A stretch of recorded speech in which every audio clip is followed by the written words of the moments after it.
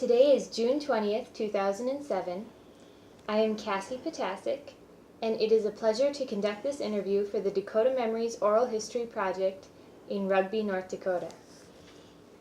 Can you please tell me your full name? Edward Matthew Selensky. Okay. When and where were you born? I was born here in Rugby, When? 1935, October 24th. Was there a midwife or a doctor at I was at the hospital. the hospital? Okay. Have you ever heard an interesting story about your birth? No, not really, besides being number 9 in the family, Of how many kids? 11. All right. Then, can you tell me a little bit about, well, let's start with your grandparents. Do you remember your grandparents? On my mother's side, I do. Okay. Can you tell me a little bit about them? Well, they were from over Odessa, too. My grandma was a wangler on my dad's side, on mother's side, and he was a Hilson digger. And then I never did know my dad's dad. He died in over in Russia before my grandma came over. And when she came over, she was a widow, and she had twin brothers, my dad and Uncle John, and then they had a sister, Aunt Mary. And then I think they had another boy, that was a baby, but he died on the way. If they came up from South Dakota or where they came up, he died out on the prairie. That's what we was told one time. Those older folks didn't tell you as much as they should have. A lot of times they mentioned it once, and if you heard it once and they didn't pay any attention or didn't take it serious, of course it went out in one ear and out the other. But nowadays, I know in our family here, mine and Elaine's, we try to fill the kids on as much as we can about your grandparents and stuff because they're really interested in that, and we missed out on a lot of that. Like, I never knew when I was growing up that we were that closely related to Lawrence Welk. Of course, back in those days, there was no cars. There was a horse and a buggy, and the families got split up. And even if they were just one lived in the northern part of the state, and Welk was down the southern part of the state, you never got to meet him. Of course, there was no way to get around, you know. But we found out that we thought, anyhow, what we've been able to figure out, that my grandma was Katie Welk. Now she could have been related to Lawrence Welk's dad, Ludwig. But so either my dad was either a first cousin to Lawrence Welk or a second cousin, and we're going to have to find that out for sure. Okay. Were you very close to your maternal grandparents? Yes, we were. In fact, I stayed there one winter when I went to high school. They moved in from the farm here, and I stayed at their place, and we're nice folks. How far away did they live from your house growing up? We're 7 miles northeast when I grew up, you know, and they were about 5 miles southwest of here, so it wasn't too terribly far. Did you visit them very often growing up? Not too much, but later on, when I got up into my teens and stuff, they rented their farm out to one of their sons, and of course they moved to town here, so we'd stop just about every once or twice a week, or every other week, and the folks come to town, they'd bring them some cream or something like that, the grandparents, and so I've seen them quite often. But I never did get to meet my grandma or my grandpa on my dad's side. She passed away before I was born. She died from the flu there in 1918 or 20, whatever. And Grandpa died over in Russia. His name was Raymond, but I don't really know much else about him besides that, you know. Did you ever hear any interesting stories about their crossing over from Russia? No, I know it was quite a trip for him because my mom was only 4 years old. My dad was 6 when they came across, so they didn't really remember too many things either, except the ship was crowded, and of course they were mighty glad when they set foot on land again. But I don't think there was anything great, I mean, or extraordinary about the trip and so on. But it took them quite a while, I guess.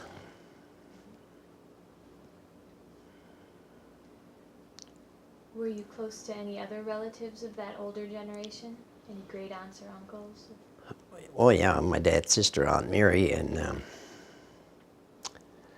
all the uncles on my mother's side. Of course, my dad had a twin brother.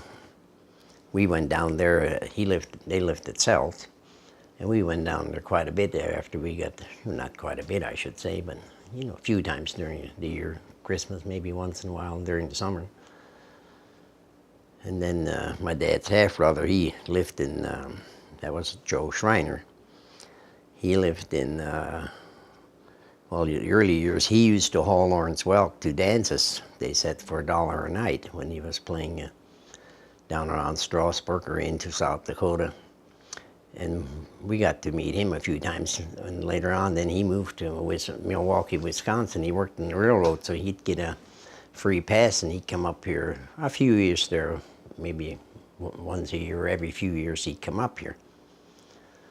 Of course, he's passed away now too, but and then my dad's half-sister, Joe was a half-brother, and half-sister Margaret, she'd come up once in a while too from Bismarck and visit us and so on. So I never got to know them really well, like on some of the uncles on my mother's side, because they all lived around town here more than they did down there. But yeah, Johnny Hilsendigger in town, he just passed away last year, I believe it was. He was 96 or 94.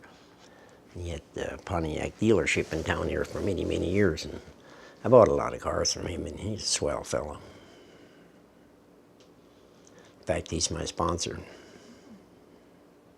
From when you were Born, baptized. All right. Well, can you tell me about your other aunts and uncles? They were mostly farmers around here, and one uncle, Matt Hilsendigger, he was a farmer. And then there was one uncle, Jackie Hilsendigger, he farmed for a while, and then he had a bar in town here. They called it Jackie's Bar. And I didn't get in there too much because I was too young, but I remember going in there after I was 21 years old and older. And then there was Balzer Hilsendigger. He was my mother's brother. He was, we didn't quite associate as much with him as some of the other guys, I guess maybe, but we knew him well. And he's got kids and cousins, and we got a lot of cousins around here from on their mother's side. And my dad's twin brother, John, they had 11 kids too. Well, he had 7 daughters and 4 sons, and my dad, twin brother, he had 7 sons and 4 daughters. So it was just turned around. Yeah. We probably associated more with them than anybody because, they were twin brothers and stuff. And yeah, we used to have a lot of fun as kids running around. So were you close to your cousins then? Some of them. Did you have favorites? Oh, yes. I wouldn't say who, but there were some boys that were my age. And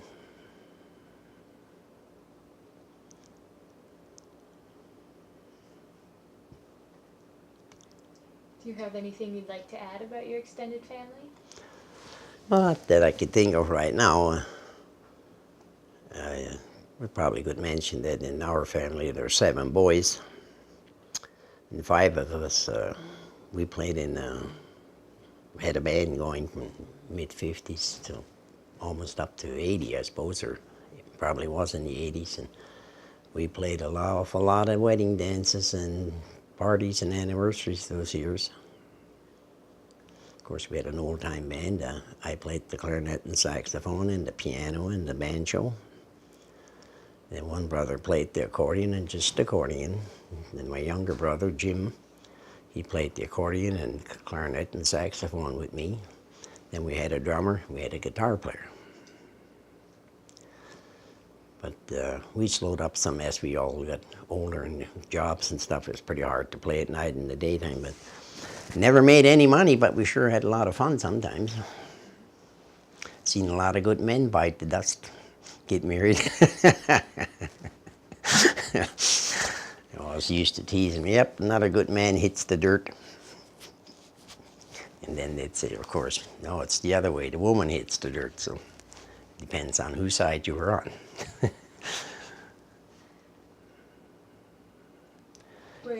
Did you come from a very musical family then, your parents? Well,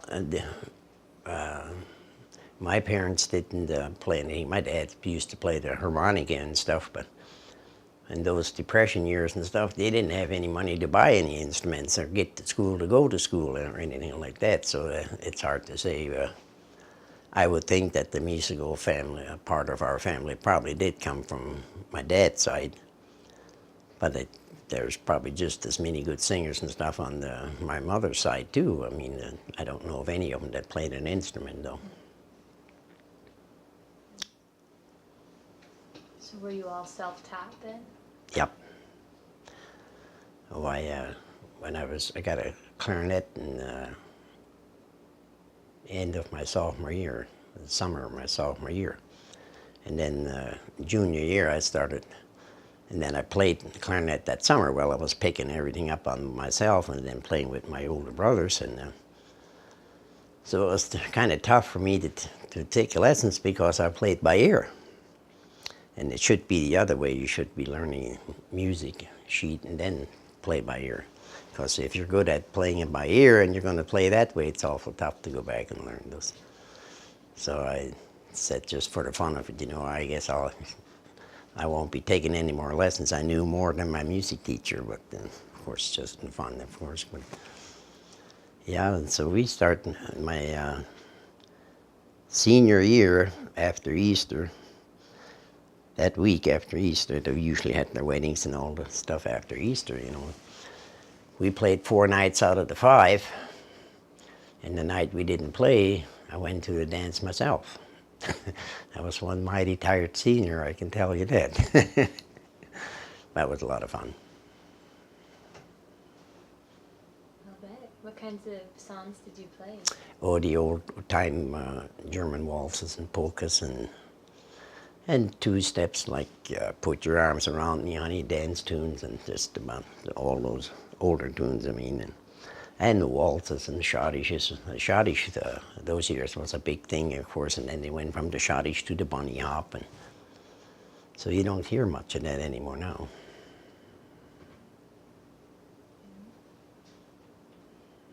And you played for weddings and other anniversaries, 50th anniversaries, 25, and a lot of public dances too.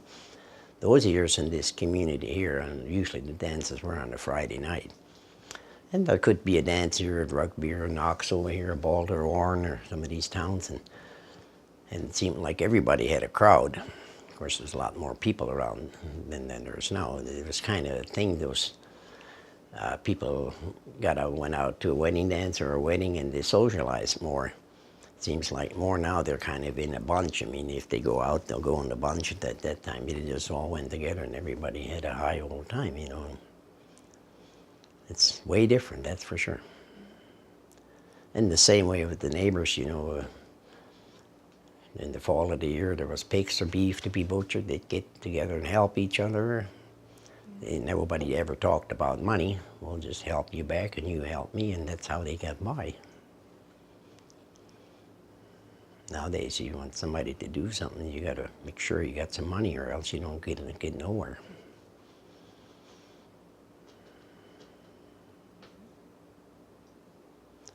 I suppose that's about it. Well, let's step back a little bit and let you tell me about your parents for a few minutes. Can you tell me about your dad? He he was about as common a man, I guess, as you could find. I mean, as far as being trying to be a big shot or a smart person. I mean, he's just one of those old German guys, and they were used to working. They weren't scared of work, you know. And as long as they had a home to live in and food for the kids and fuel for the winter, they were satisfied. It was a matter of nowadays people have an idea where they got to make so much money and get ahead and have this and that and everything. That wasn't such a thing those years. Well, maybe a few people, but most of them were satisfied if they could manage a living, whether they're working and out or farming if they were made a living and were able to feed and clothe their kids and had a place to sleep, and they were satisfied. It was a much slower style of life. We never worked on a Sunday when we were kids, not even during harvest. Sunday was your day of rest, and you didn't work except what you had to do, chores, milk the cows or whatever. Visit the neighbors. We walked many times across the field and visited the neighbors. We didn't crawl into a car and drive. Once in a while we were lucky we got a horse to ride.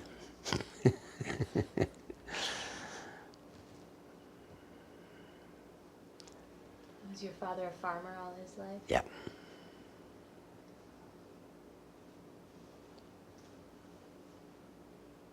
Were you close to your father? Oh yeah, we got along fine.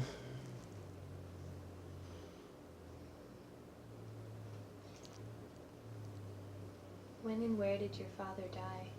He died here at the age of 83. Died at the hospital here. He ended up with lung and heart problems, and he was kind of bedridden the last several years there, and kind of lost his eyesight and stuff. But he was cheerful and good to take care of until the last days, you know. So Was he always a cheerful person? pretty much of that I know of. I mean, he liked to go out and have company and stuff. And I can never say he was mean, that's for sure. He was one of those old timers that beat you with the belt and then asked you what you did wrong. I mean, he's pretty easygoing.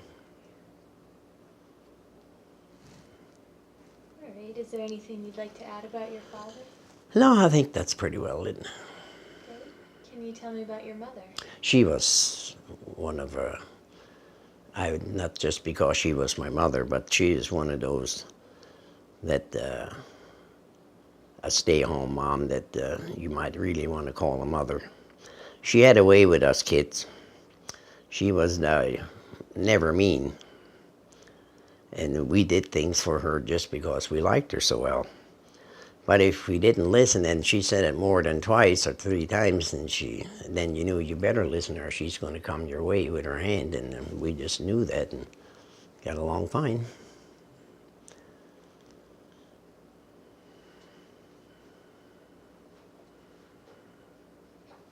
So you were close to your mother too? Yeah, we were close. I probably was actually closer maybe to my mother than my dad. I mean, kids usually are, I guess. Especially when you're growing up and you're around your mom much more than your dad if he's outside or in the field or working.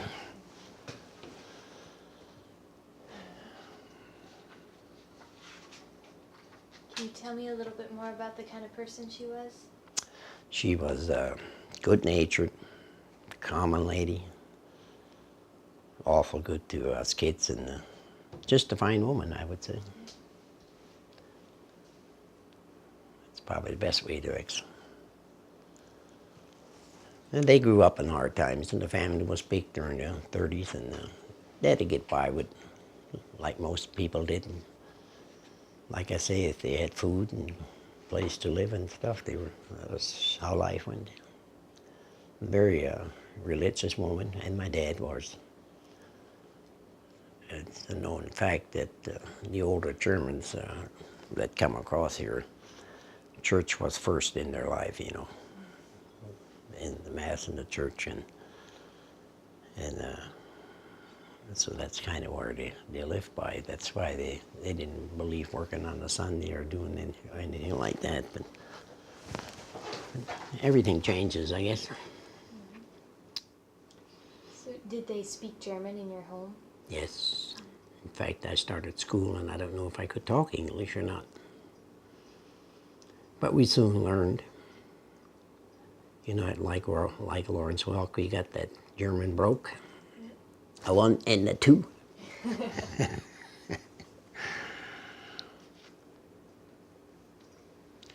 But it's been real nice after you grow up and learn the English language to know two languages.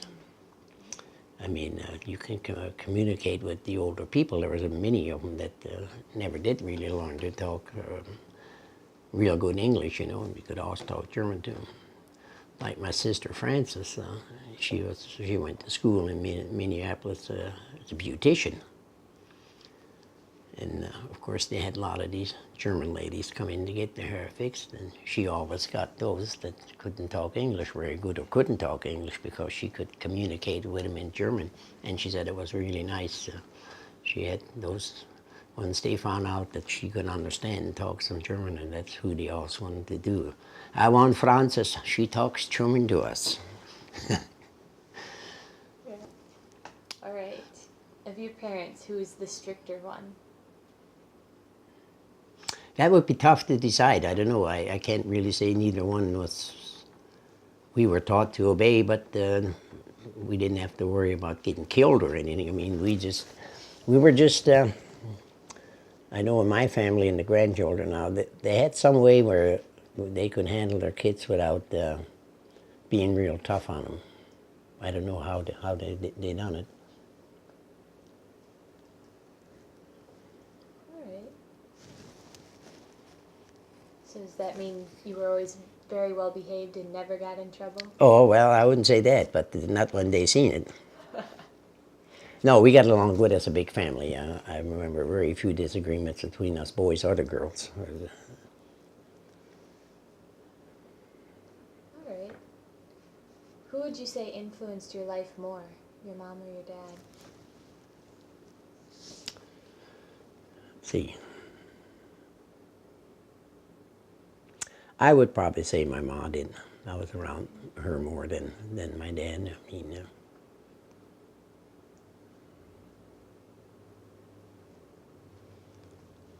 Do you know how your parents met?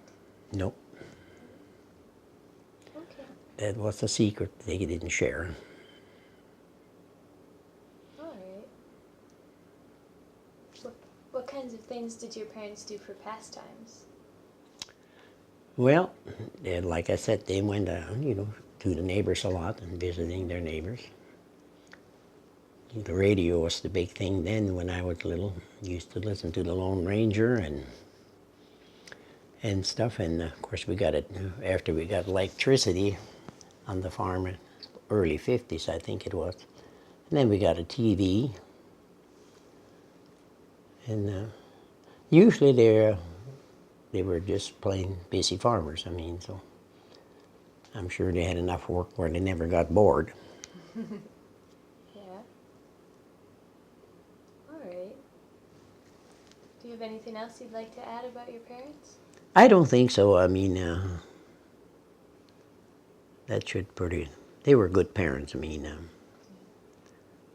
and I try to use the technique when my family was growing up here. I was 9 kids, like my ma used to do, and as long as they were, even if they'd get in the outs once in a while or something like that, and getting an argument or something would happen once in a while about a toy or something. I just leave them go, and usually they straighten it out between themselves, and a few minutes later, little kids it's all forgotten, unless things went too far, and then of course you had to step in and let them know who's boss. But Yeah. All right. Can you tell me the birth order of your siblings? it means from the oldest to the youngest. Yep.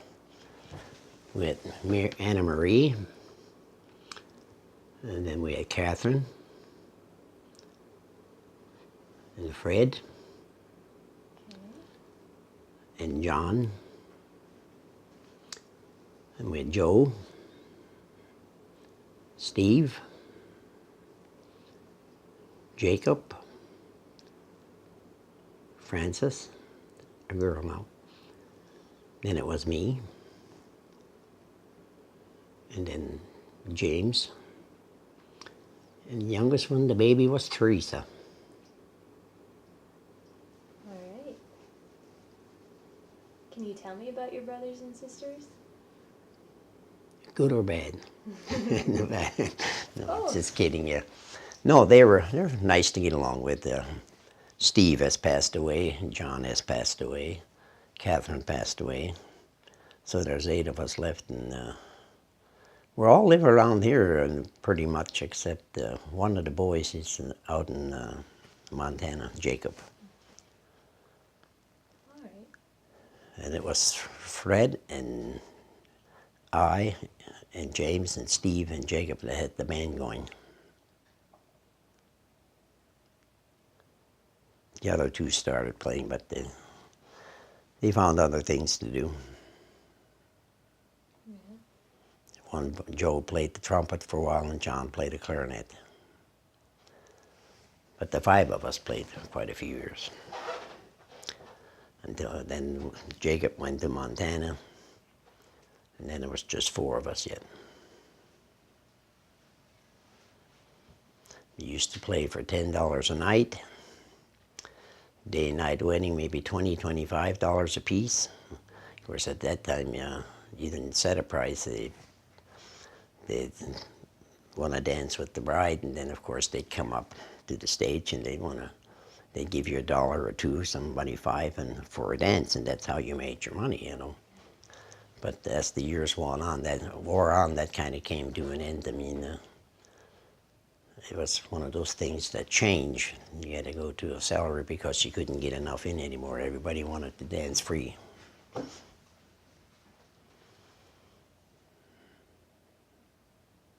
How old were you when you started the band with your brothers? When I started, I was a junior in high school. I was 16. And everyone else was older than you? No, Oh, Jim was younger. Yeah, he's quite a accordion player.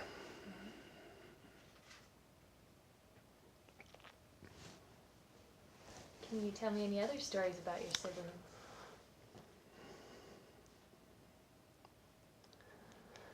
Well, I don't think any that's really important. I mean,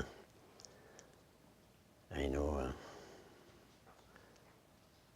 we used to go out nights and play when we were first married, and she had a kid or 2, and went out in some pretty tough weather. I sure wouldn't go out now in the storm and drive 40, 50 miles to play a dance, that's for sure. But I guess when you're younger, it didn't seem to bother too much.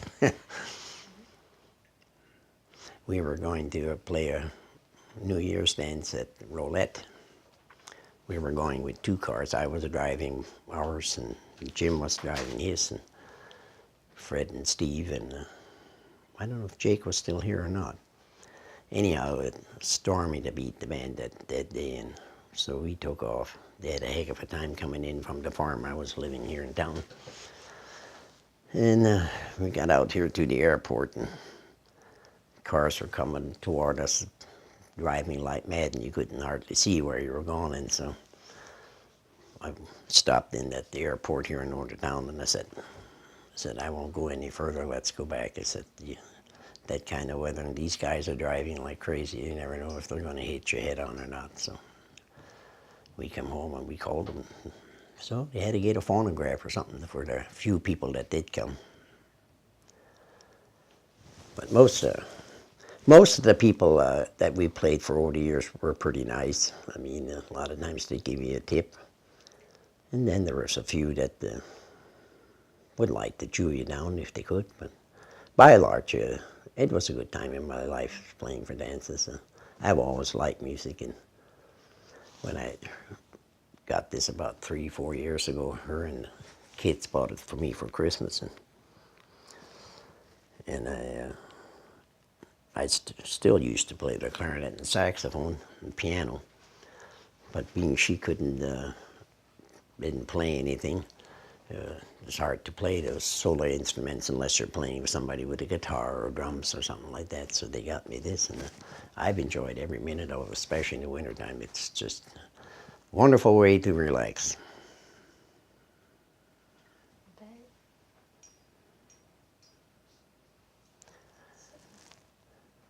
Which of your siblings was your primary playmate? The younger boy, Jim. Yeah, we were the ones that played the most together. What kinds of games did you play? Anything we could think of. Building wheelbarrows, slingshots, trap gophers, hunt in the fall, trap minks and stuff. Anything sports like. What did you hunt?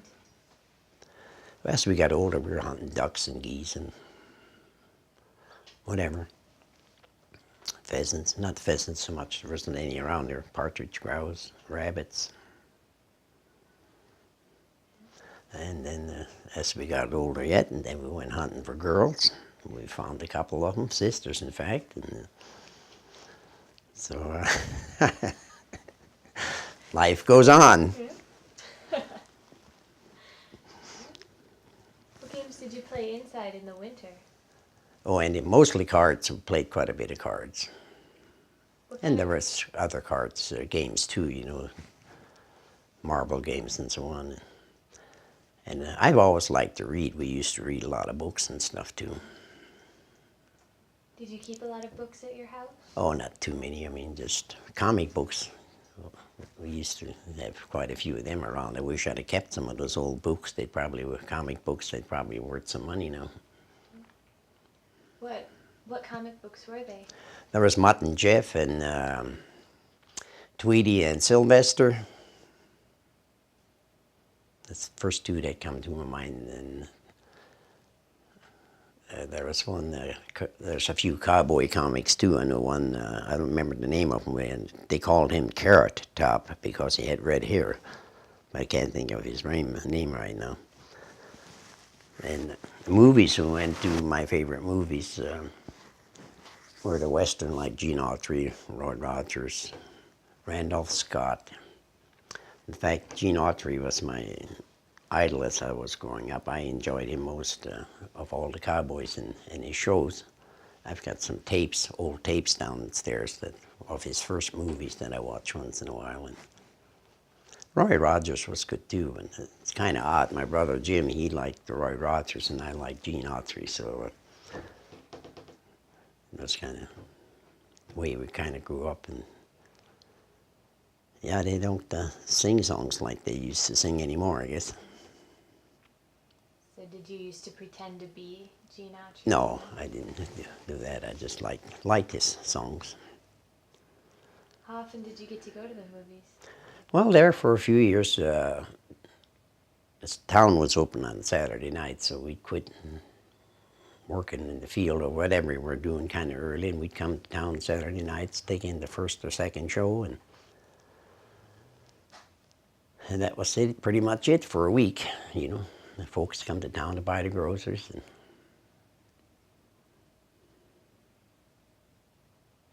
how far outside of town did you live? about 7 miles. And did you come into town every Saturday night? Oh, I don't know about every Saturday. It depends on the older boys and the power in the field, but most likely we did for several years there, and then, of course, when the older ones start doing their own farming, and then I and Jim were home a couple of years, and Steve, and then we'd take the car and drive in ourselves a lot of times, and then we start going more as things went along over the years. But I'm pretty much a homebody. I'd just as soon stay around here, work in the garden, watch Lawrence Welk tape. I got oodles of them down there. And some of that kind of entertainment, and just as soon as to go out any place. I don't know, guess the way we grew up. Okay. Well, you went to movies and you played games with your brothers. What else did you do for entertainment when you were growing up? there wasn't much more to do beside that. Oh, we'd ski and make ourselves some barrel skis, some leather straps on them, and cattle would be out in the straw pile. We'd go up and get the cows home, and then sometimes we grabbed them by the tail and we skied home.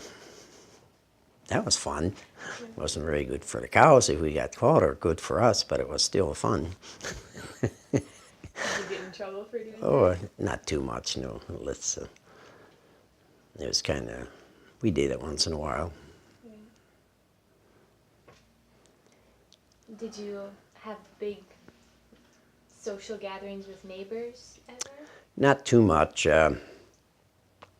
Besides the neighbor kids going over, coming back, or one of the cousins stuff. But as far as a big bunch of people, no, we didn't do much of that. And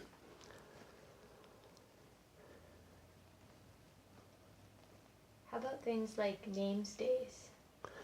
I remember some of them when I was young. I know they always had names day of my mother. And we'd go to Sells to Uncle John for St. John's. That was the day after Christmas, I believe, if I remember right. And a few of them like that. But by the time I really got into high school, or even a lot younger, there was one thing that kind of died out. In fact, nowadays I don't think you hear anything of it anymore.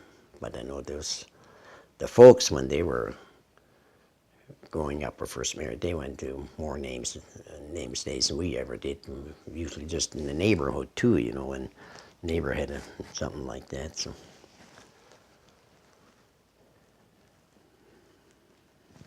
Okay. Well, how about fishing? Did you ever go fishing as a child? Not as a child. When we got bigger, we started fishing, Jim and I. And we did a lot of fishing, ice fishing in the wintertime. We didn't have a boat. We went up north in the hills and up to Canada. And when my boys start getting big enough to take along with them, we went more yet. Just about every weekend it seemed like we'd either go to Sand Lake or the Balta Dam down here or someplace and take the boys ice fishing. And to this day, if I didn't teach them anything else, I sure taught them how to hunt and fish, because they all like to do it. Yeah. That's neat. And the girls, they all went along quite a bit too. My girls, and fish and stuff.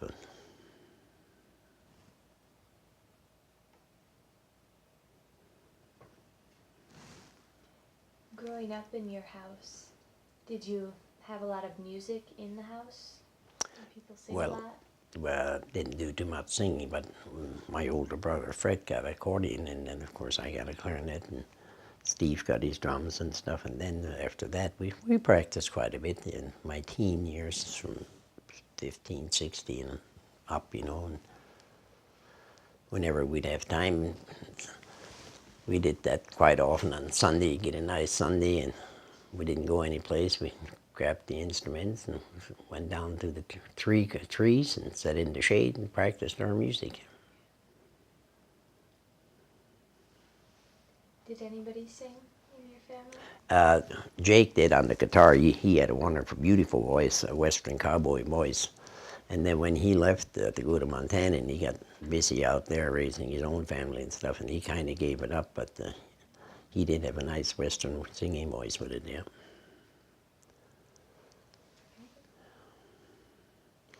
I never tried to sing much. I'd sooner play than sing, but Yeah. Well, is there anything else you'd like to tell us about? I don't think so. I think it's. You want to tell me the kind of chores you had to do as a child? Oh, when we got into 7, 8, 9 years old, we milked cows and we fed the chickens and the pigs. Those days, a farm was a farm. We had everything from cows to pigs, chickens, and you name it, geese and ducks, and we don't do that kind of milk by hand. In fact, those first years we used to just have an open corral in front of the barn, and we'd sit and milk the cows right out in the corral. Never had a milk machine or anything. And those cows were used to us, and they'd let you sit down and milk them, wouldn't do anything. Those cows nowadays, especially the Holsteins, you try that, boy, they'd let you have one, you'd fly and be laying somewhere on your back. But that's just the way they were. And they never kicked unless even sometimes they crawl a fence and tear their tit open, you know.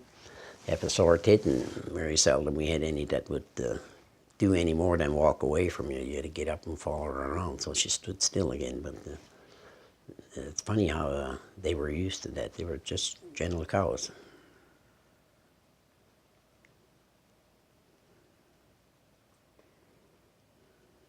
Did you have to help your father at all in the fields?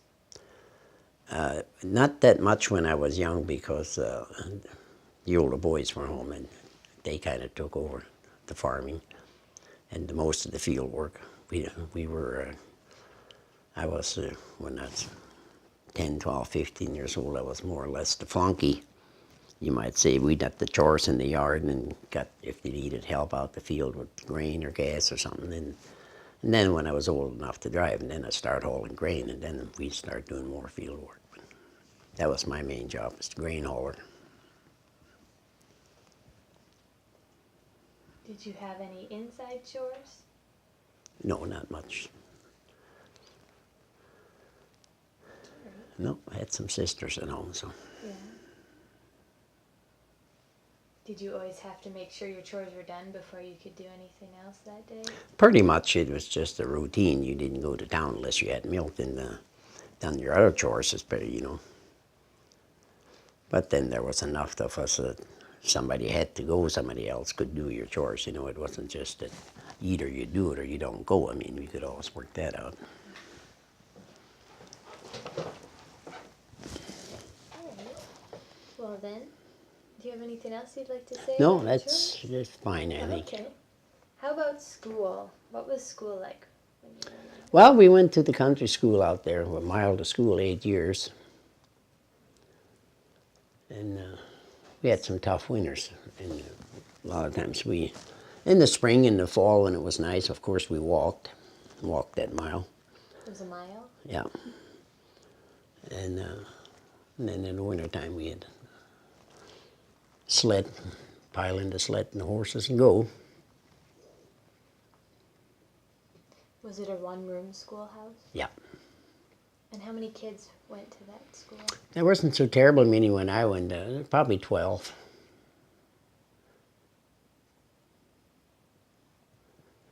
Some years a few more, some years less maybe, but that was pretty much, it was a nice school. Had some really good teachers. Were they men or women? Mostly men. I only remember one, a man in that he taught first and second grade, I think, and then after that, pretty much had women. Okay. What subjects were you taught?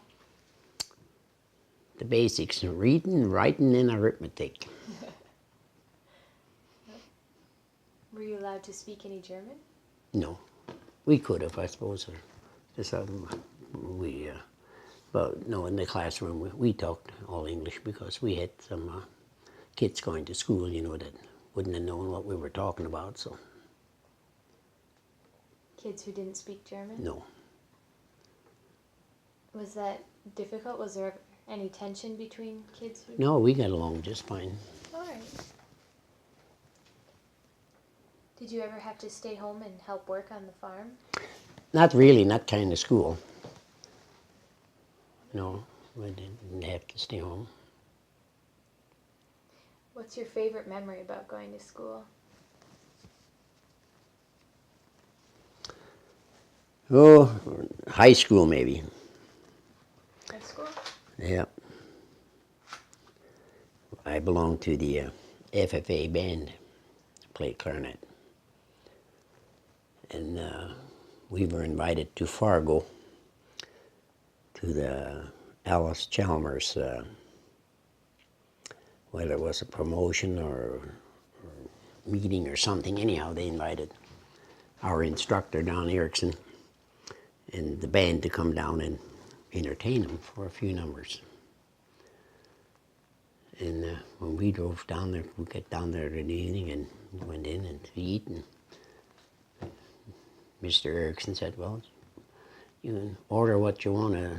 We're being paid for by Alice Chalmers Company. So some of us boys, there was maybe 5 of us.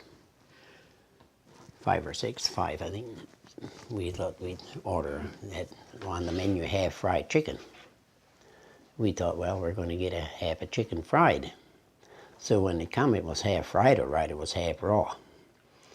So that's that's how they had printed on the menu. So we told them they brought us something else to eat, but I wouldn't eat chicken that was pink in the inside, or half raw. But we thought we were getting half a chicken fried, and here it was half fried. That's how they had it, half fried chicken. So we played, and on the way home, it got icy, and it was in the wintertime, and we could only drive 25, 30 miles an hour with Mr. Erickson was driving, instructor. I thought we'd never get home. I think it took us 6, 7 hours to get home. Man, as soon as she started driving more than 25, 30 miles an hour, she'd start fishtailing. So we just took our time and made her home. But it was fun. But I learned not to order half fried chicken after that. Yeah. That's a lot of things in the country school. We had a lot of fun. We didn't start school till maybe the 3rd week in September, 8 months, and then we were out in the middle of May. School was done. So.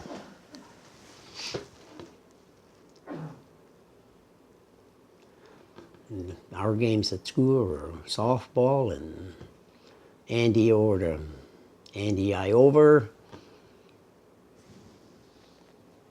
What else did we play? Anything, games like that, yeah. We always had a pretty good time. Teachers were nice.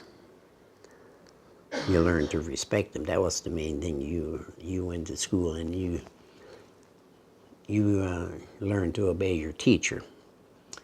And if the kids knew that, they were taught that, and if they didn't obey their teacher, then they came and told your parents, and then instead of the parents sticking up for the kids, why then you got it from your parents too, so you just got taught that you had respect for your teacher. And I never had a quarrel with one of my teachers. I liked them all. Especially that one young pretty thing. She was just out of college and a really nice girl. She taught a year or 2 up there. But they were all nice. Did you ever have parties for holidays in school? Not in grade school. In high school, of course, we had our ball games and all that stuff in like high school. Yeah. But I don't remember going to a school dance where they made you dance with a girl. If you didn't want to go dance with one, you didn't have to. But I don't know what that's if they do that now or not, but they used to, I guess. Was getting an education pretty important to your family? Yeah. Some of the older ones didn't have the opportunity to even go to high school. There wasn't, no car, no money. But my older sister, Frances, she went to high school. One of the older boys went, I don't know if he finished or not, and then I went. But I didn't go on to college, but I probably should have. But by the time I got out of high school, some of the older boys that went on their own, of course, then I stayed home to help farm till we got married. And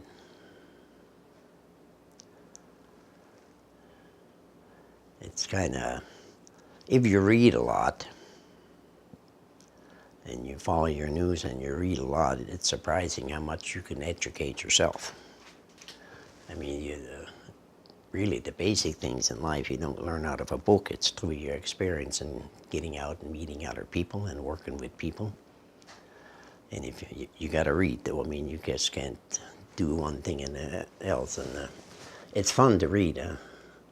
I don't read as much anymore as I used to, but you can learn an awful lot of things by reading.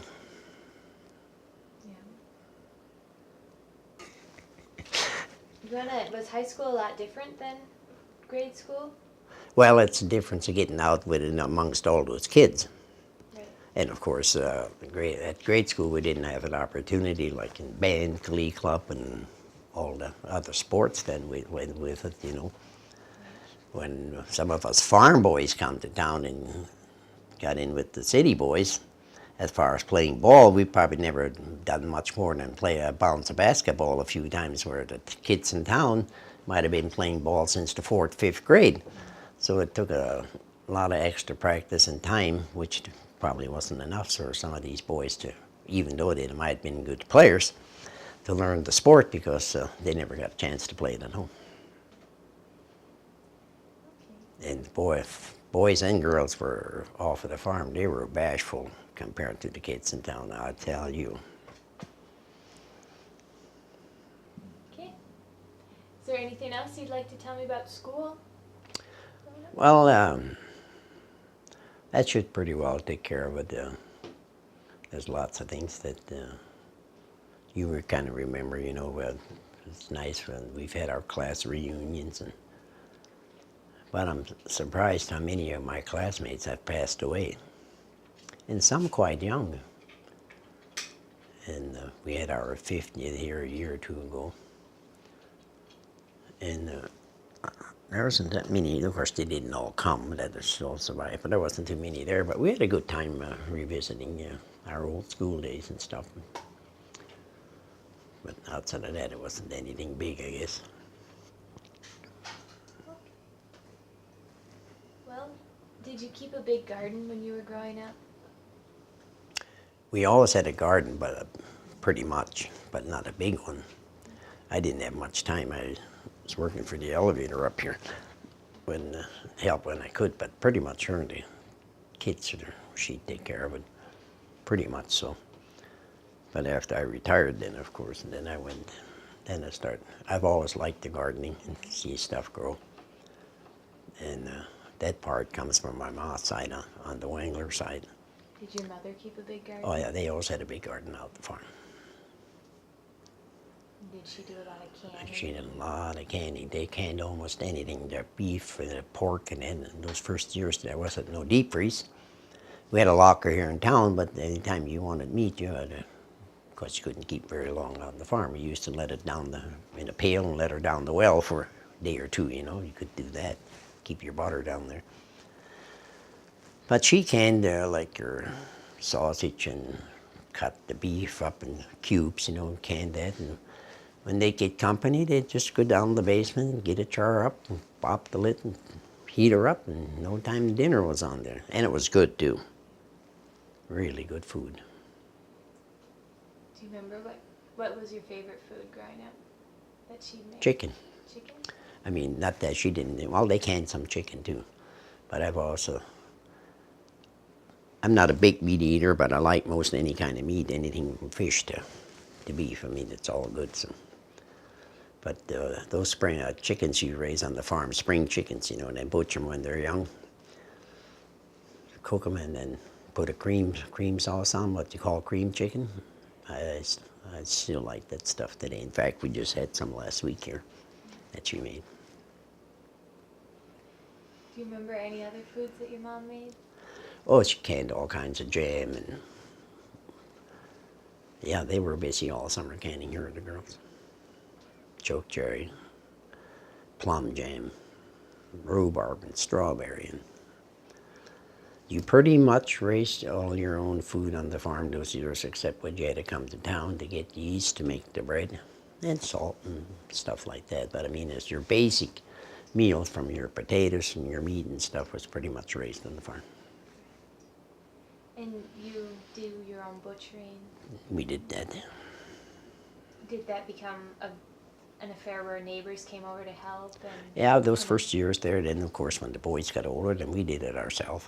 I helped butcher a lot of pigs and beef. And I just got a meat saw out the garage here all these years we've been married, we cut up our own beef and stuff. Make our own sausage. How did you make sausage? I kind of learned that from my mother. She always makes the sausage at home, and old man Grandpa Hilsendiger, he was really a good sausage and a butcher. And so just kind of followed her way and made my own recipes. Nowadays sometimes we make deer and pork sausage, and sometimes just all pork and whatever we need. We don't do it as much since the family's gone now, but made some last fall and after deer season. It's kind of nice when you can do your own thing. I taught my boys how to cut meat, make sausage, so they inherited some German knowledge how to do some of that stuff. Comes in handy for them. Yeah, I'll bet. Did you make anything else for yourselves out there? Any other foods? Oh, we used to do pickle fish, still do. Elaine kind of took that over, but we used to pickle fish at home, catch fish and pickle them, herring. Or, of course, we used northern or something else.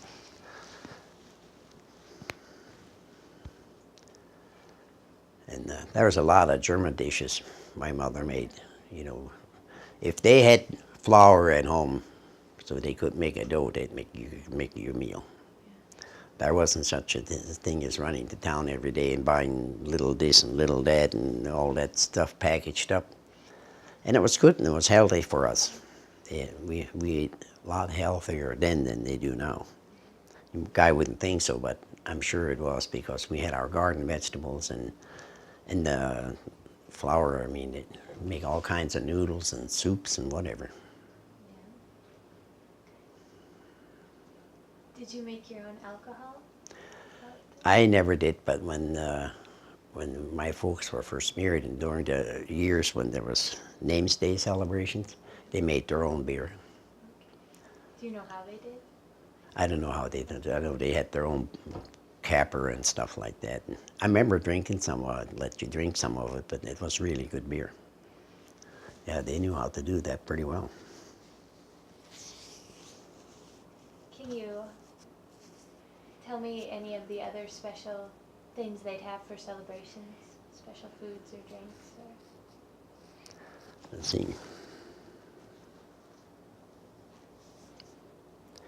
Well, I know sometimes the neighbors, when they would get together for something, or even our cousins, or we had family reunions, everybody would bring potluck, or we'd go down the cells to Uncle John's farm, and of course they knew when we were coming, and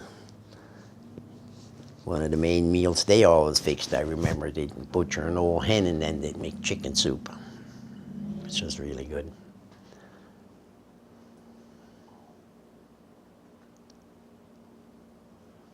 How about Sunday dinner? Was that any different than the rest of the week? That was probably, there was always a good Sunday dinner, because more than likely somebody would drop in on you.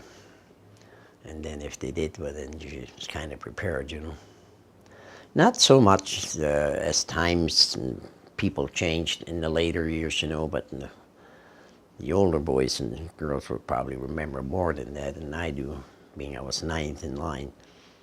But they'd come, and neighbors would come, and of course they'd come. If they'd come in the afternoon, they stayed for supper. If they come in at dinner time, they had dinner. And we were taught then, which I haven't seen in families the last 10, 15 years. If you had company, whether it was grandpa, grandma, or uncle, or aunt, or whatever, those people ate first. And you waited until the other people were done eating. Then you went up and ate. Now just about I see it all the time. It's feed the kids first and then the older people. And I don't agree with that, but I guess it's not my doing, so. But and we learned that, we were taught that you must have respect for her. You didn't dare call an aunt anything but Uncle John or Uncle you treated him with respect. Even though if you didn't like him, you still had to do it. But yeah, it's way different now.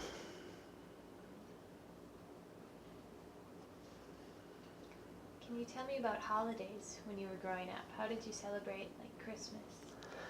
Well, when we were younger kids, lots of times if the weather was fit, we'd go to Sells, or they'd come up to us with their family and we'd stay overnight, of course. And then, but most of the Christmases, we were home pretty much. We'd go to midnight mass. And it was kind of a tradition for many years there. We'd come home from midnight mass, we'd have pickled pig feet.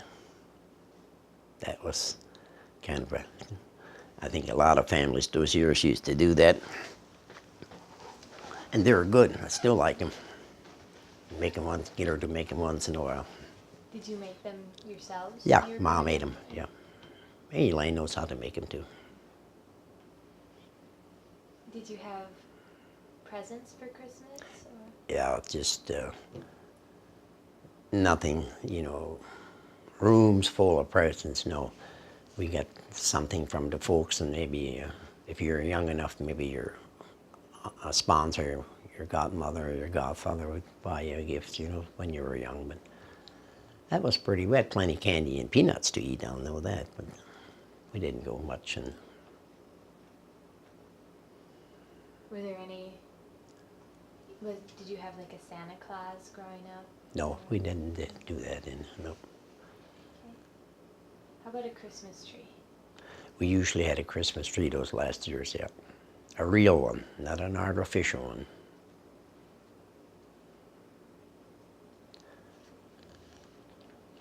Is there anything else you remember about Christmas? Well, it was nice to get a vacation from school, that's for sure. That should be it, I suppose. Okay, how about the 4th of July? We usually come to town for that. Okay. What happened in town? Oh, they had races and games to play and everything a fair usually used to have. We had some real good fairs here in Rugby. Kind of miss them. We haven't had a fair here for the last few years here now, but they're talking about getting one started again. Did you always go to the fairs when they came? Pretty much, unless something come up. But yeah, we went in, and we got older to come to town ourselves. We'd come in for at least for one night and take something in at the fair. Yeah, there's lots of food and games around, that's for sure. Yeah, that was a big thing those years, fair in every town. Okay. Anything else about the 4th of July? Oh, we'd have fireworks and stuff to shoot, but firecrackers mostly. Where would you get them?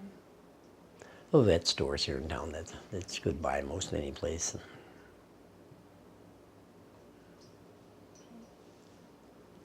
We never went big into them, but we always had a few firecrackers and a few shoot off. Different kinds of fireworks.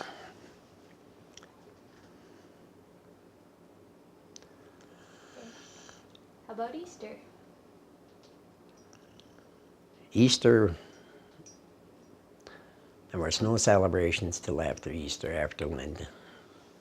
Time before Easter was time for church. Then after Easter, then there was dances and whatever you wanted to do.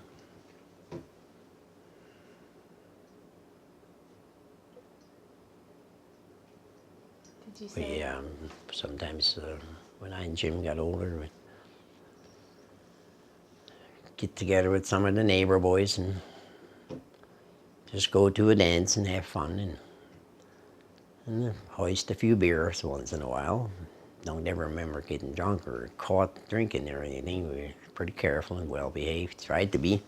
Yeah, we used to have a good time with some of the neighbor boys. What other things did you do with the neighbor boys? I'm not going to tell you all of it. No, we go hunting and stuff. And fishing. Yeah, it was okay.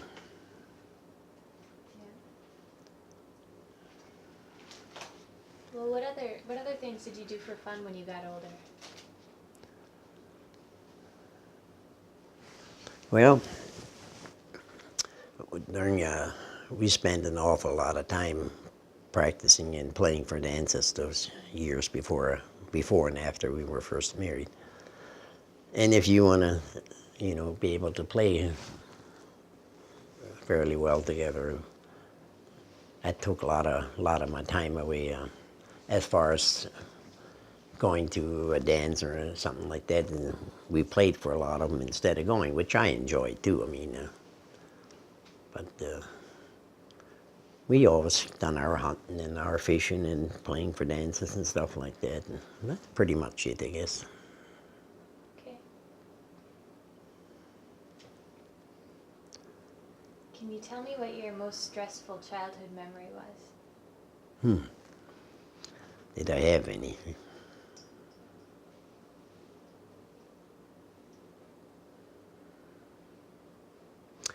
I can't really think of anything that I'd say was really stressful that ordinary kids don't go through. Sickness or something like that. When you were sick, did you go to a doctor? Oh, yes. Oh, yes. Yeah. Was there ever any home remedies your mother would do? Well, they had lots of them, but when I grew up, I mean, we had cars and stuff, but they had certain things like your chest drops, and you get a cold or a flu, you had to stay in bed, and a lot of things they done from that they had learned from their folks, and some of that stuff is surprising. It worked real good, maybe more so than running to a clinic and getting a shot or something. But there was their limitations. I mean, if you get deadly sick, of course, they'd have to bring you in, But yeah, I guess us kids were pretty darn tough. We were used to working and being outside and playing in the cold and stuff, and it seems like it toughens you up. The neighbor boys used to come, but they lived a mile from across the field from us. They'd come go to school, grade school, and half his jacket half open, and of course we didn't have the clothes like we do now, just that denim stuff, it's cool. It's funny we didn't freeze. Say, are you cold? No, I'm not cold, it's nice out. Just got tough from being out.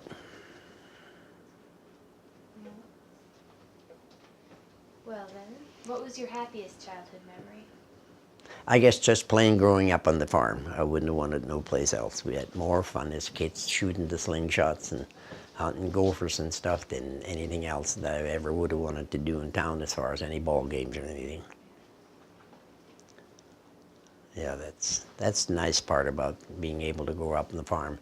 You're more, even though you work a lot, we had to, but you're more free. If you want to go do something, you can do it. I mean, and you don't have anybody looking over your shoulder like you do in some of these. Of course, Rugby is fine. I mean, it's a small town. But you get in those bigger cities, I still can't see how some people live in an apartment. All they got is a little deck to go out there, and the rest is all buildings and people. That would drive me nuts within a week. That's for sure. What was the most adventurous thing you did as a child? Let's see.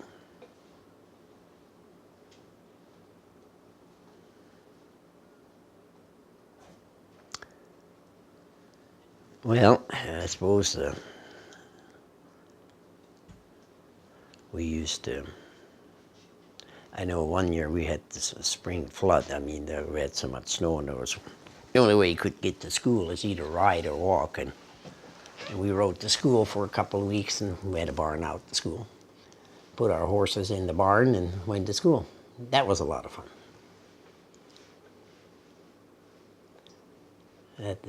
That's one thing that, was something new. I was quite young yet.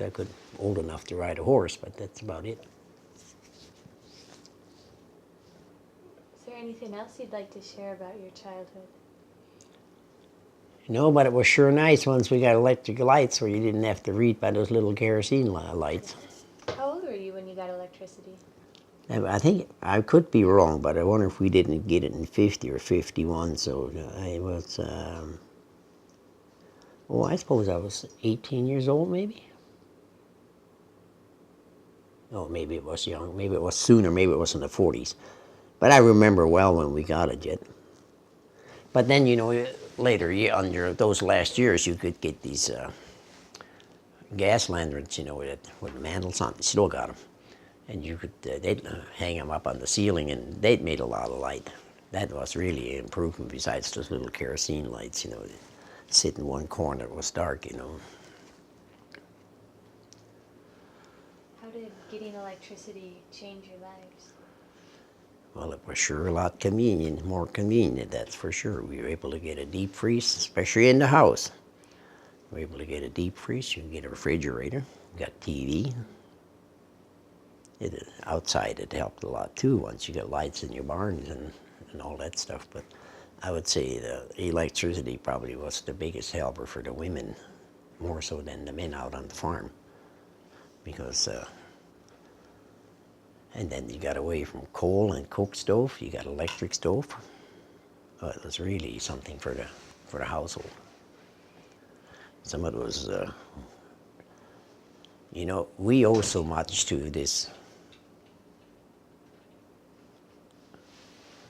We owe so much to those old settlers that come to this country, the Germans and the Russians, whatever nationality. How they managed to survive on the prairie, and of course a lot of them died too. And what they went through, that even at my age, that we don't realize just how much those people had to sacrifice and do just to exist. And like the Germans from Russia and the Sons of Norway and all these good organizations they have, if they can pass this heritage on to these younger people, your age and younger, just what our settlers went through, then we'd appreciate our freedom more. You see, they just take it for granted. Well, when I went to high school, there was the old grade school up there now. After school, there probably was 8 or 10 cars sitting around that school, and they were all farm boys. And we got out of school, we hit for our car or pick up whatever we had, and drove home on the farm and went, peeled your clothes off and start going to work. Then when our oldest girl started going to high school, and I hauled her out to school down here, they walked a lot, except when weather was inclement. Of course, you couldn't expect anybody to walk. And I come out there, and there was cars all over the place. And I told her, I said, there wasn't such a thing when I was your age. I said, if anybody got to drive, it was a farm boy driving to work because you had to go back home and help on the farm. I said, town kids walked. You don't see that anywhere. Different way of life. All right, we just have a couple more questions. Do you remember World War II at all? I remember Pearl Harbor. Where were you? I remember the kids talking about it, yeah. And I remember some about the battles and stuff too. I was, Pearl Harbor was in 1942, 42? 42, I believe. 35. I was 7 years old. But I remember a lot of, on the radio, a lot of the battles and stuff they had that sometimes it didn't sound very good at all. Yeah, she's history, but if a guy could think back and see sometimes the mistakes government makes and people and everything, I guess it wouldn't be so bad, but you can't do. What did they say? Hindsight is better and easier than foresight? Yeah. Did the war affect your family at all? Not too much. Let's see. The boys weren't old enough to be in the war then yet. No, because I was only 7. So, but there were some in service later on then. Was there any rationing that affected your house at all? Well, I know there was gas rationing. And I think there was some other foods that were sugar maybe. You'd get so many pounds of sugar according to your family or whatever you wanted to do. But it was nothing, I guess, that you couldn't live with. I mean, you had to probably change your lifestyle or something. You didn't just waste it, you know. It was, well, what had to be done had to be done. You know, so. How about any other wars? Did they affect your family? Well, my brother Joe was in Korea.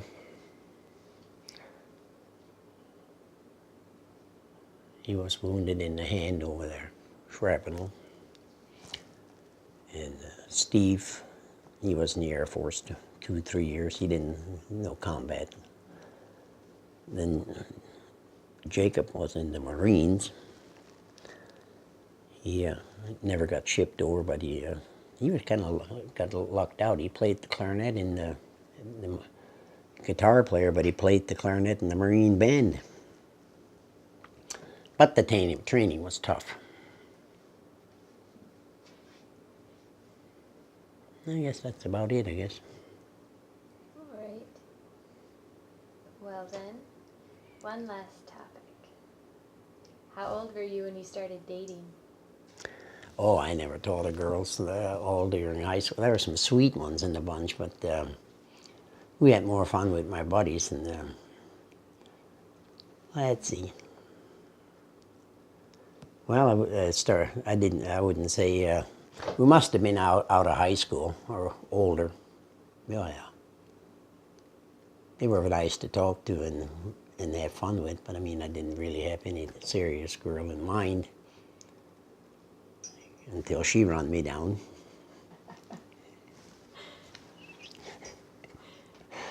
But no, I wasn't. I didn't have a girl in high school, and I didn't want any. Well, when did you meet her, Elaine? She came up here from out of high school or from the farm. She was working in town here. We meet at a dance, or was it a dance we played for, and she was a bridesmaid? Somewhere along the line there.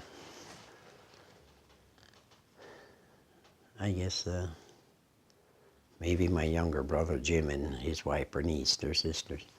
I think he was actually going with Bernice before I was with her, if I remember right.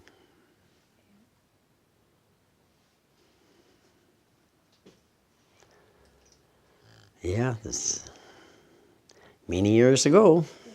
Well, not too bad, I guess. How long were you together before you got married? 2 or 3 years. Yeah. Men don't pay much attention to that like you women do, Yeah. you know. Well, do you remember your wedding? No, yeah, I remember quite a bit about it, yeah. What was that like? A lot of fun. Oh, we were tired that night. We had a daytime and an even night wedding. Danced all noon, danced during the night. Had a dinner and a supper. All kinds of hooch being passed around. It was one of those real good old time German weddings.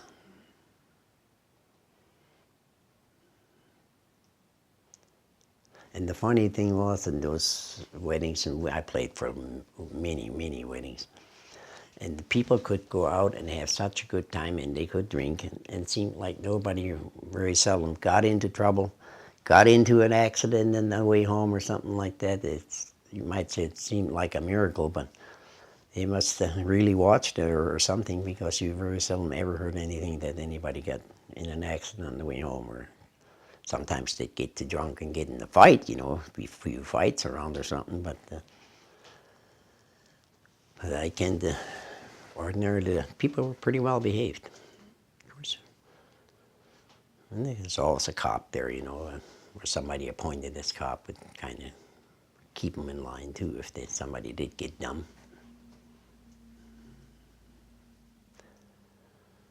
All right. Well, do you remember anything else about weddings, or want to share anything else about your older years?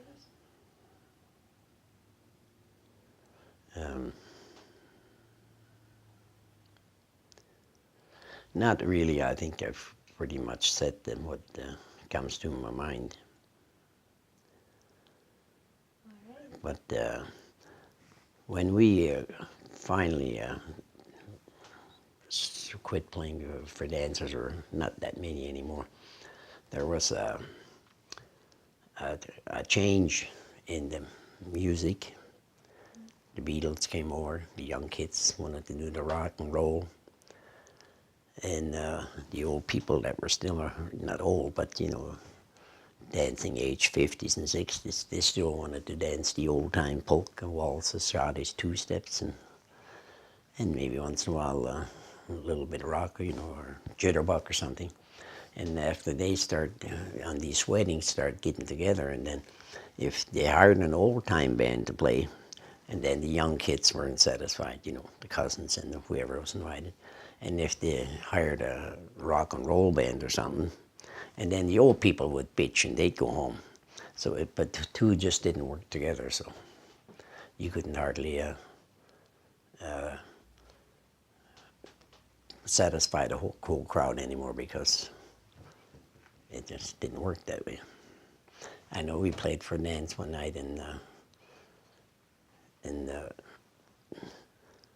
no, we didn't play. We were at a dance and they had a rock and roll band. It was a wedding we were invited to. And at the end of the dance, this girl says to the boy, she said, well, thanks for the dance. Oh, the boy said to the girl, thanks for the dance. She said, I wasn't dancing with you. She said, I'm trying to get across the floor. So they didn't mix very well anymore, the old time and the new time. But it's getting back to where, especially in, you get down around Bismarck and different places, that old time is just as strong as it ever was. And they're kind of mixing up, I guess, so that'll be, I think they get along.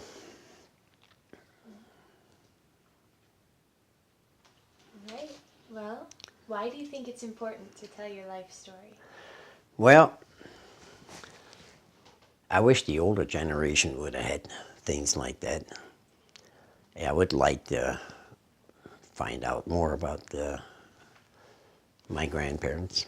Well, my mother's grandparents, you know, grew up kind of with them around years. But like on my dad's side, where they come from across, and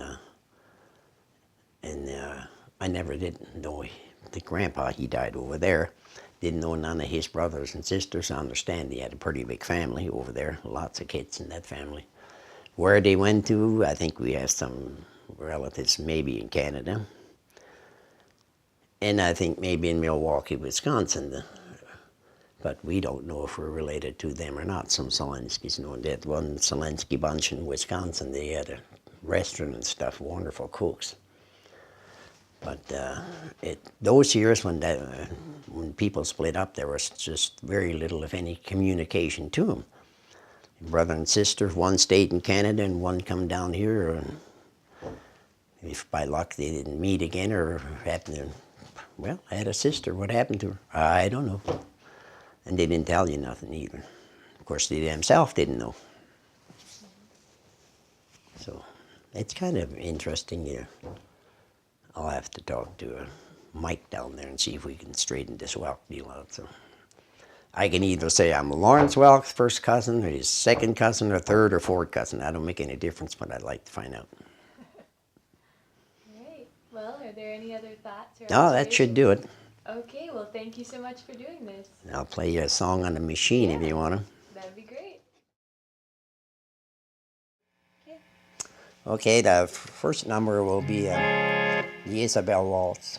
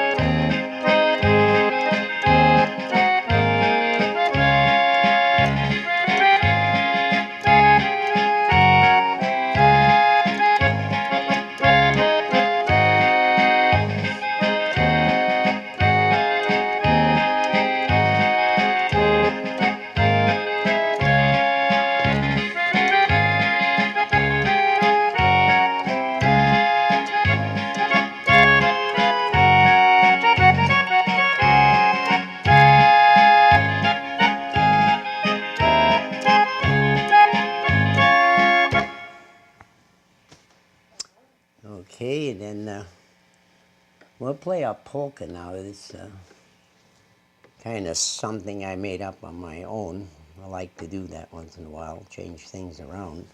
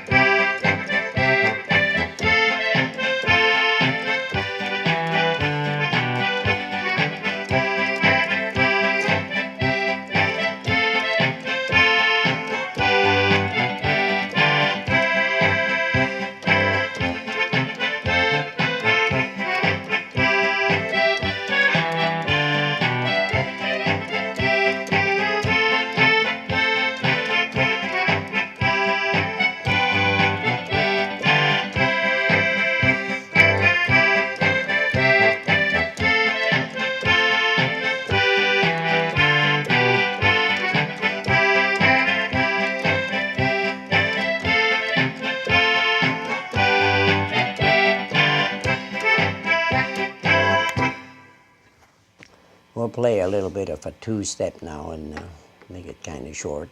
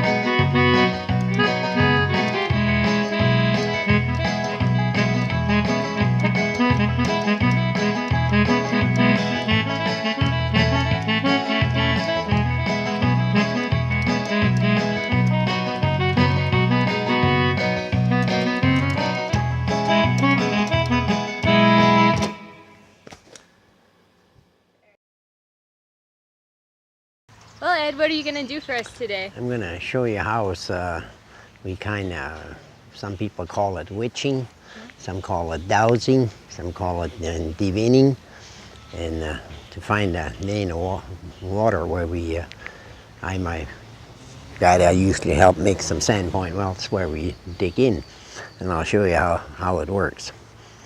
Okay. And so now we know there's a vein there because I got 2 wells there. So when you're walking and looking for water, it's a brass rod, and you just hold it lightly in your hand and walk slowly forward. And when you come upon the vein, and then this rod will turn in towards you.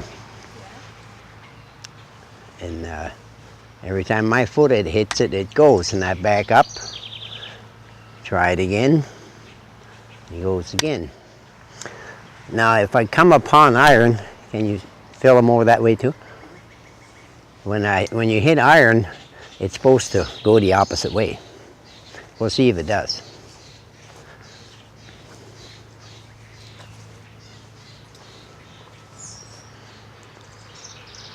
Okay.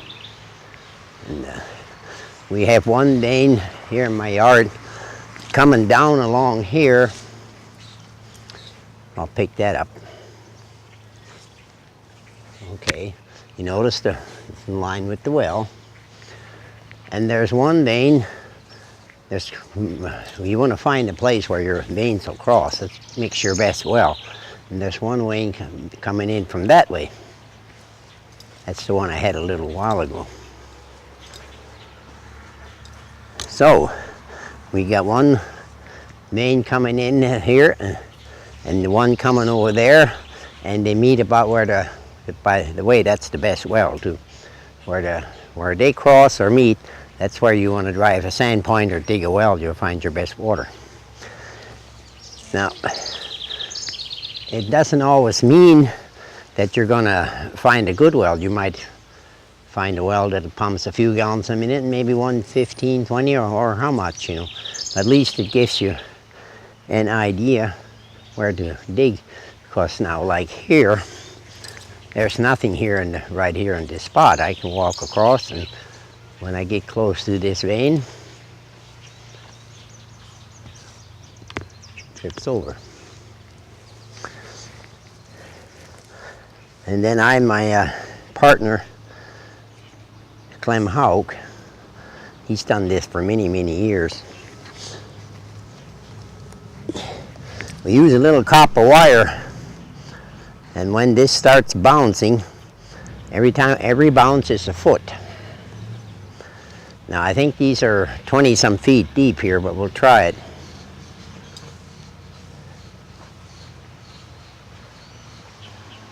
I'm gonna be sure when I first get on the veins here. So, okay, they should be on the vein.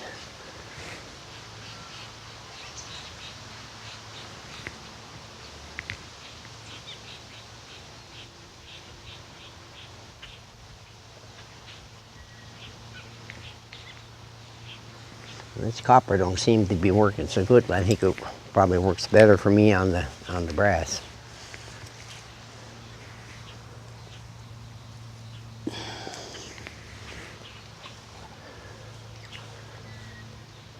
Okay, here we go. I'll do that over so we can count.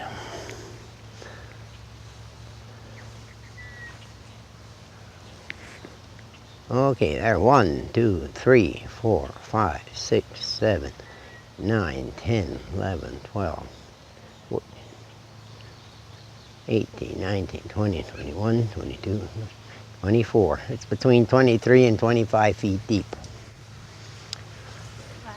And the well we were working on this noon, he made that about 30 years ago. And her son, Mrs. Miltenberger's her name, he came back from Florida. They'd never seen it done before either. So we showed him how it works, and the well is 51 feet deep. And I got 51 bounces, and so did he. So we convinced him that it does work. So You want to try it again? Yeah, sure. I'll try it again. Okay, just hold it loosely. Just right? loosely, just Okay. like that, just so you can turn. Okay. Maybe I'll be a witch today. No, you're not. No, You're not a witch. no luck. Okay, now it's free to turn.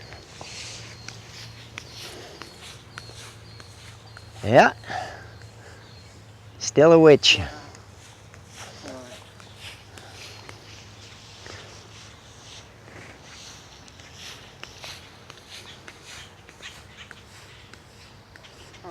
So Now walk. do the where it bounces up and down now. Okay, You just you just walk up onto the vein. okay. Okay, now stop. And just hold it steady. Get closer maybe. You should be. There we go. You're getting some bounces.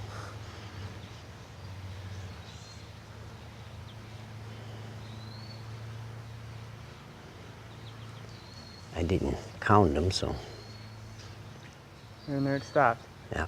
So it's probably about 20. Was it really? Yep. That's. Yeah. And there's one more over here. You said then. There's one more vein over here as you come in from this way.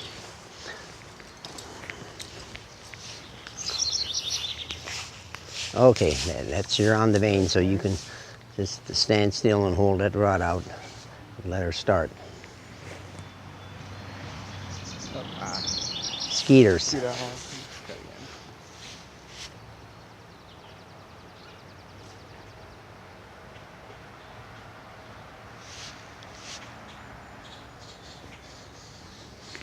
You might want to back up a little bit. I think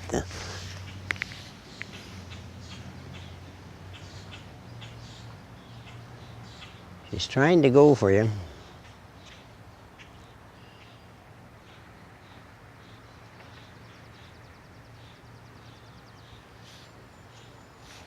It may not be as strong as on him as,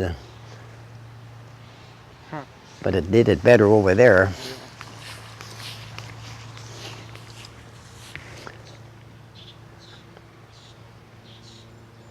There you go.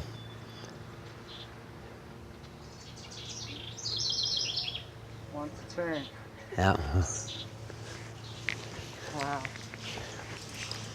We'll do this bouncing deal one more time.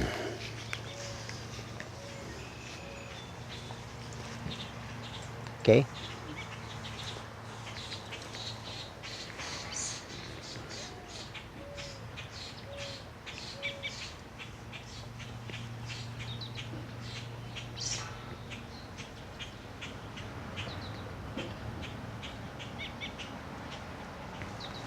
$25. 25.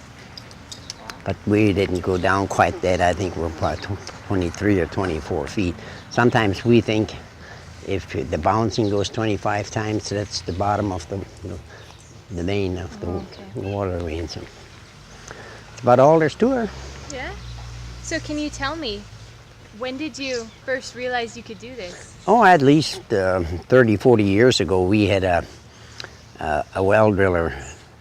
My dad's farm had trouble finding water because it wasn't really quicksand, but it was a blue sea, what they call a mud, and it mixed with the water.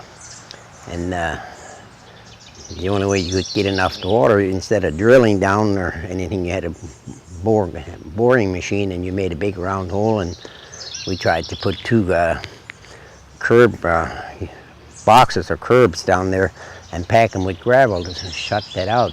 But it was so fine, it always filled up. So we got by then on we had 2 wells, enough for the cattle, but it wasn't very good water. So that one summer I tried witching. One of the guys showed me how he does it or something. I don't really remember, so long ago anyhow. We went, tried all over around the farmstead. And finally I went 1,000 feet from the yard, and I found 2 veins coming in like this and one from the other way, and right in the middle we dug a well. And us boys were, me and my brothers, were playing in the band at the time. We were playing for a day and night wedding over here in the little town of Knox. And we started after dinner. We come in for dinner, and the well driller came in too. You know, those years you hired people to work for you at dinner. And he said, well, I said, I'm down in 90 feet. He said, if I don't find it in the next 10 feet, he said, doesn't look so good. Well, I said, my rod showed it 100 feet or better. So he ate in a hurry, and he went back out, and we started cleaning up and dressing to play for the dance, loading our instruments, and he come back in again. He said, by golly, he said, I hit the water, he said, and you got a wonderful well out there. Oh man, what a relief. So we piped it into the yard, and my brother on the farm still using it. Such good water, you can set it in the fridge or leave it set for days and weeks. It doesn't color up or rust or anything. And I made several, a few wells for my neighbors out there too, and they're still using their wells. But like I say, it isn't foolproof, because, and even the guy that I help once in a while, he's about 90% or better, 95% of the Sandpoint wells he's made the last 30 years or so have turned out pretty good, and maybe the other 10% or 5%, he said there's water down there, but it isn't really enough. So, but I'd certainly sooner drill where it's going to show you it's water than, like, if we couldn't find any water here now where the vein is, I wouldn't want to try it out here. I mean, you just, once in a while you're lucky, you just set up the drill machine and dig and they'd find water, but I'd sooner go on this. Do you have any idea why it works? It's something to do with the magnetic or the current in your body. Some people don't have that or very much of it in the body, and some of them have a lot of it. I know if I take my shirt or t-shirt off in the dark certain evenings when I go to bed, and if the weather's right or up on the skin, it just sparks all over the place. It's magnetic in you. And the clam is the same way, he said. That part doesn't work so good. I mean, he uses a willow branch, just like a slingshot, and he can hold the sides and walk up there. And if he hits a vein, that's going to go down on him regardless how hard he tries to hold it. In fact, we showed those people this noon how that works, and one of the guys didn't believe him, and he said, you hold this side, he said, and I'll just hold it. And when they hit the vein where we got the veil, well, that went down, and he tried his darndest to hold it, and he couldn't. It just twisted out of his hand. He says, I believe you.